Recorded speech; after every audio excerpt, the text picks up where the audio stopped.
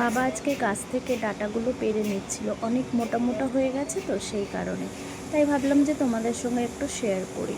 তো এখানে দেখো এই দিকের পাতাগুলোই কটা আছে, আর বাদ বাকি না পাতা সব পড়ে গেছে। কেননা সব পড়ে গেছে বলতে ডাঁটা যতবারই মানে পাড়া হয় ততবারই একটা একটা করে ডাল ভেঙে নিতে হয়, তা না হলে হয় না।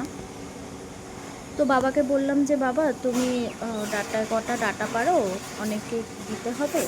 তো দেখো এই পাড়ের গাছটা আর একদমই ডাঁটা অল্প কটা আছে, তার সাথে পাতাগুলোও নেই একদম। দেখতে পাচ্ছ এই দিকের গাছটা একদম মানে সব পাড়া হয়ে গেছে, শুধু এই গাছটাতেই অনেক ডাঁটা রয়েছে, তাও এখন যা রয়েছে অনেক।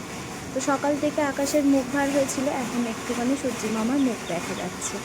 তো যাই হোক, চলো আজকের একটু ইচ্ছা হচ্ছে তোমাদের সঙ্গে, আমাদের গাছে যেহেতু এখনও সজনা পাতা রয়েছে তাই একটু তোমাদের সঙ্গে একটা রেসিপি শেয়ার করব। তো বাবা সজনা পাতাগুলো নিয়ে এসেছে, আর মা আর বুড়িদি দুজনা মিলে একটু ছাড়িয়ে দিল। মাদেরকে বললাম একটু ছাড়িয়ে দাও, আমি এদিকে একটু কাজটা করতে থাকি ততক্ষণে। তো আজকের আমি সজনা পাতা দিয়ে একটা রেসিপি তোমাদের সঙ্গে শেয়ার করব। আর সজনা পাতাগুলোকে সুন্দরভাবে ধুয়ে আমি এখানে সিদ্ধ করতে বসিয়ে দিয়েছি। তো দেখো আর এই কটা রয়েছে, দিদিকে বলবো, দিদি যদি নিয়ে যায় নিয়ে যাবে, আর না হলে আমি রেখে দেব। তো চলো, তোমরা কারা কারা সজনা পাতা বড়া বা কি খাও রেসিপি করে বানিয়ে রান্না করে, অবশ্যই আমাকে একটু কমেন্ট করে জানিও। কিন্তু জানো তো আমি এটা খুব ইচ্ছা হলো আজকে বানাতে, কেননা অনেক দিন ধরে ভাবছিলাম যে কি করা যায়। তো যাই হোক, চলো এখন আমি ওদিকে তো সজনা পাতাটা জল ঝরাতে দিয়ে দিয়েছি, আর এখানে কড়াইতে দিয়ে দিলাম শুকনো লঙ্কা আর কালো জিরে, ফোড়নে দিয়ে দিলাম। আর কিছু দেব, একটু রসুন কুচি, আর দেব হচ্ছে কিছুটা পেঁয়াজ কুচোনো, দিয়ে ভালোভাবে এটাকে আমি এখন ফ্রাই করব।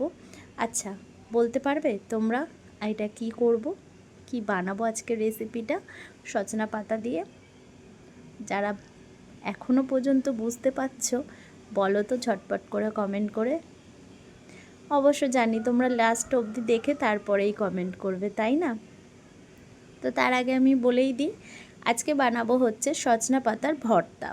তো এখানে দেখো আমি সজনা পাতাটাকে সুন্দরভাবে জল ঝরিয়ে আর আমি একটু ভাজা ভাজা করে নেবো হালকা করে। আচ্ছা, এর মধ্যে মশলায় দেব হচ্ছে সেরকম কিছু দেব না, শুধু জাস্ট একটু হলুদ আর নুন। আর নুন আমি একটু দিয়েছিলাম সিদ্ধ করার সময়, তোমরা সেটা বুঝে স্বাদ মতন লবণটা দিও। তো এখানে দেখো আমি ভাজা করে নিয়েছি সব, এখন আমি দিয়ে দেবো। আচ্ছা, কটা কাঁচা লঙ্কাও দিয়ে দিয়েছিলাম পরে। তো দিয়ে এটাকে আমি এখন ভালোভাবে পেস্ট করে নেব। তো পেস্ট করতে দিয়ে দিয়েছি ওদিকে, আর এদিকে আমি ওই কড়ার মধ্যেই আর একটু তেল আর এই যে পেস্টটা দিয়ে ভালোভাবে এটাকে আমি কড়ার মধ্যে নাড়াচাড়া করে নেব। অল্প একটু কালো জিরে ফোড়ন দিলাম, তোমরা দিলে দিতে পারো, না দিলেও না দিতে পারো।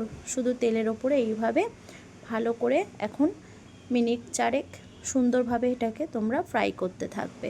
তাহলে চলো ব্লগটা শুরু করলাম। নমস্কার বন্ধুরা, সবাই কেমন আছো? আশা করি সবাই খুব ভালো আছো। সুস্মিতা.s ফ্যামিলিতে তোমাদেরকে অনেক অনেক স্বাগত।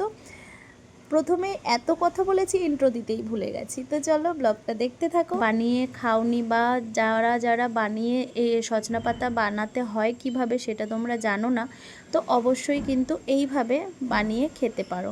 সত্যি বলছি, এক থালা ভাত তোমাদের নিমিষের মধ্যে উড়ে যাবে। তো চলো আজকের সুন্দরভাবে একটা রেসিপি তোমাদের সঙ্গে শেয়ার করলাম। এখানে দেখো একদমই তৈরি হয়ে গেছে, আর এর ওপরে আমি শুধু দিয়ে দেবো একটু সামান্য সর্ষের তেল। তাহলেই একদম গরম গরম ভাতের সাথে তোমরা পরিবেশন করে অনাহাসে তোমরা বাড়ির গেস্ট আসলেও এই বানিয়ে এই জিনিসটা খাওয়ালে তাদের মন তোমরা কেড়ে নিতে পারবে। তো চলো আজকের মতন এখানেই রাখছি। সবাই ভালো থেকো, সুস্থ থেকো, সবাইকে ভালো রেখো, সুস্থ রেখো। আর আজকের ভিডিওটা তোমাদের কেমন লাগলো অবশ্যই কমেন্ট করে জানিও। তো তোমরাও এই ভর্তাটা বানিয়ে খেয়ে আমাকে কিন্তু কমেন্ট করতে একদমই ভুলো না। সজনা পাতার আরও রেসিপি যদি দেখতে হয় তো অবশ্যই কমেন্ট করে জানিও। আজকে মতন টাটা, কালকে আবারও তোমাদের সঙ্গে নতুন একটা ব্লগে দেখা হচ্ছে। সবাই ভালো থেকো, সুস্থ থেকো, টাটা।